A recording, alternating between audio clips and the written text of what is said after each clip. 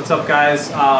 So I just had a job done on my dump truck. Actually, I had a truck that was a flatbed, and I had all my dump hydraulics transferred over, and the dump box and everything, because the other truck I had with the engine blew up was actually a chipper truck. So when they put it together, they put transmission fluid in the hydraulic system.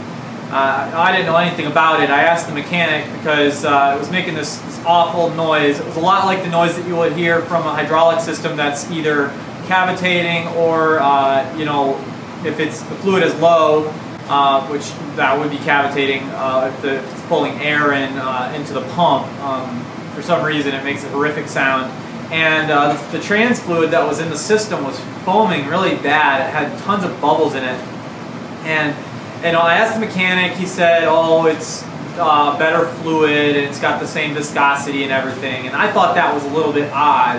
I thought for sure that hydraulic fluid was a little bit thicker, and it's completely different additives on top of that. But he told me that the transmission fluid was superior, and so I took him at his word and everything. And I spent some time fiddling around with the system, making sure everything was hooked up correctly, and I finally drained out the trans fluid and put hydraulic fluid, and it made the sound go away for part of the stroke. So I knew that was the solution. It just had trans fluid still trapped in the system.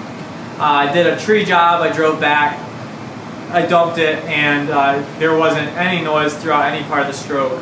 Actually, the only time when you would hear noise is going to be right at the top of the lift, for some reason, and it wasn't doing that before. What it was doing actually was it was silent when it was facing constant resistance, but now it makes the noise when it's actually at the top, which is what it does, what the pump did before, which is totally silent, totally quiet.